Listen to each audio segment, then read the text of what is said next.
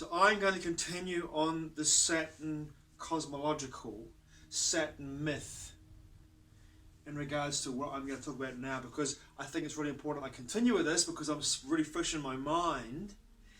And I'm going to talk about something I watched last night on the comedy entertainment channel program called Ancient Aliens, which is just, to me, is comical. It's entertainment. It's purely entertainment. It really is. And it's so far left field to me.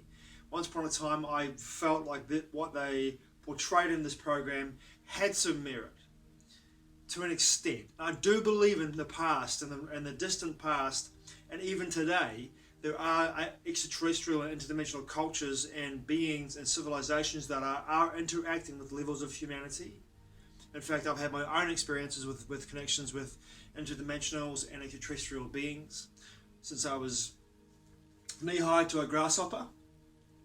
I've had my connections as well, but I mean like direct connections, like hanging out, how's it going, high-fiving with an 8-armed octopus kind of like being, whatever. Woohoo! Hey! Yeah! You know what I mean? But today, that's probably happening covertly with a number of groups, but not necessarily overtly with a number of groups, if you know what I'm saying. But back to Ancient Aliens, which was, to me, is just a comical entertainment show. They were talking about a particular area in Rome where they had 5 Saturnian cities, all related to the god Saturn, built supposedly at the time when the god Saturn was on the earth, right? Which, if you look at David Talbot's book, The Saturn Myth, it comes back to this golden age, the time when Saturn was on the earth.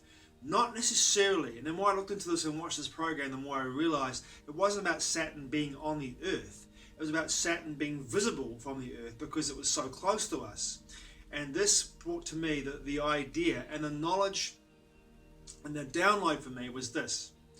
When I realized that they were talking about Saturn and these 5 Saturnian cities in Italy, not in Rome, in Italy, all very close together and all in a line as well, which is very interesting too. And the nature of the first, there was many layers of occupation and also building in these particular areas, but the most largest stones were at the ground level. Some of them weighed hundreds of tons, put into place in these particular locations, and on top of those walls, those stones were built more and more levels as the cultures became more and more prescient towards the modern age. The stones became smaller and smaller and smaller, but the original stones that were placed in these particular locations were enormous. And the myth goes in this particular region that these were built by, or built during, Saturn's reign on the earth. Now, David Talbot's book makes it quite clear in regards to the cosmology of the Earth, Mars, Venus, Saturn, and Jupiter in this vertical cosmology, this vertical alignment. This was a time when we had the solar system looked very different, obviously. And at this time as well, we were in a golden age. We were in a golden age when this cosmological alignment was in place. Now, I have a number of questions in regards to geology and in regards to how the planet was at the time of this alignment. And it makes sense to me, and also with Troy McGaughlin's work as well.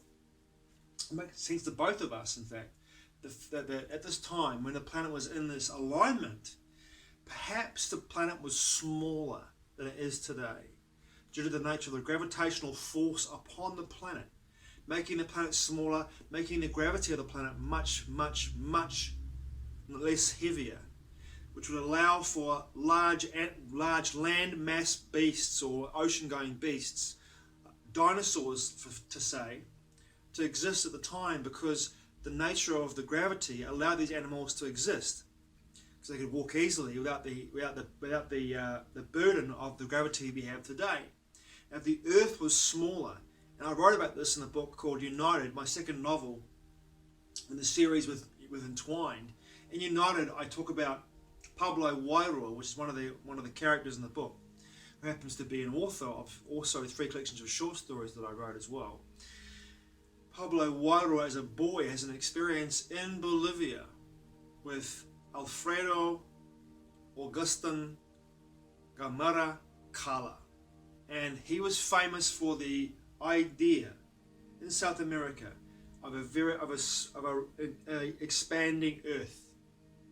And at some time, the Earth was much smaller than it was today. And to me, the penny dropped watching this particular episode of Ancient Aliens, the comedy show, that these particular walls and also the megalithic architecture all over the world, if there was less gravity at the time when these structures were built, potentially hundreds of thousands of years ago, or potentially only a few thousand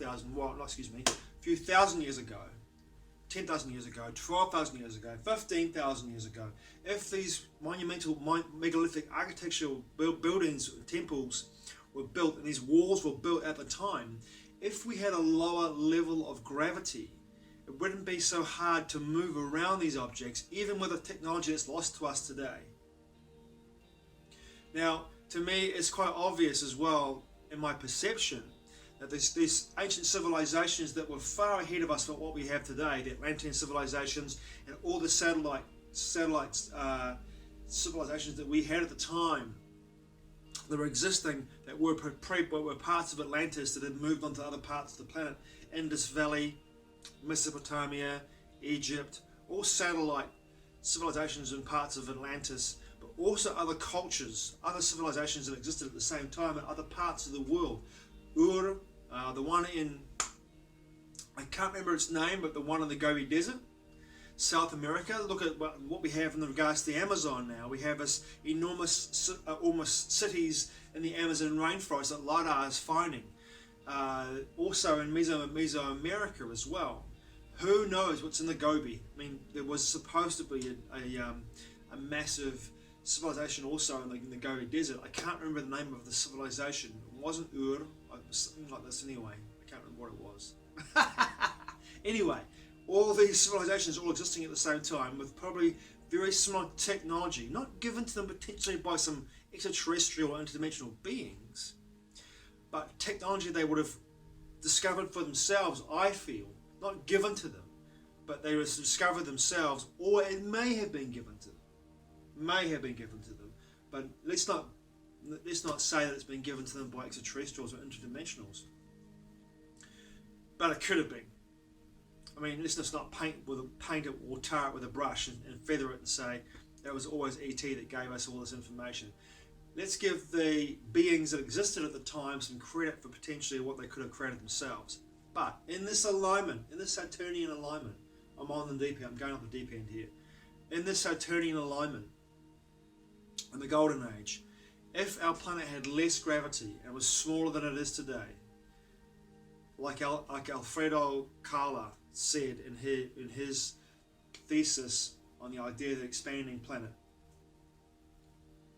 if that was the case, then these blocks would have been a lot easier to move, even with this technology, even to build these particular monumental architecture and monumental temples, cities, pyramids. It would be a lot easier to build because of the nature of the less gravity, of course, at the time. And I find it very interesting as well that the fact that these particular 5 cities were all called Saturnian cities, which to me, after reading David Talbot's book, The Saturn Myth, it all makes sense to me that they were built in this particular golden age, in this age when these monumental buildings could be built due to the nature of a low gravitational field, but also the golden age and the information that was present in the population that lived on the planet at the time. Now, Pumapunku in Bolivia was one of the sites that they went to and said, look, the nature of these blocks, the way that they were built and engineered, is well beyond what ancient primitive men with bronze axes, with bronze hammers and chisels could have made. I totally agree with that. But I have another question as well.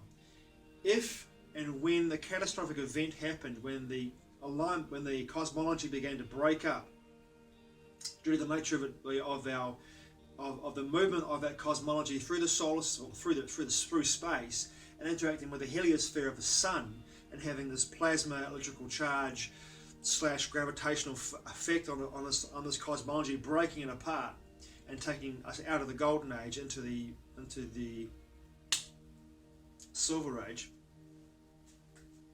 Was it the silver age, bronze age, iron age, or was it the golden age to the iron age? You tell me.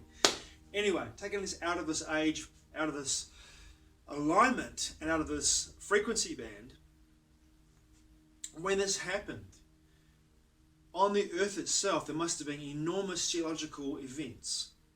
And if the Earth is truly expanding from a smaller size into a bigger size, did that mean, like Titicaca, like Tiwanaku, which supposedly was at sea level 12,500 years ago, did that move from being at sea level to 12,500 feet up into the Andes? And Pumapunku was therefore destroyed by the upheaval of the land from being at sea level up into these enormous heights, 12,500 feet, which is actually higher, I think, than the highest mountain on our South Island, which is Aoraki Mount Cook, which I think is only about 12,500 feet, if maybe even that. So here's a city complex, 12,500 feet. It's pretty amazing, really, when I think about that. It's crazy.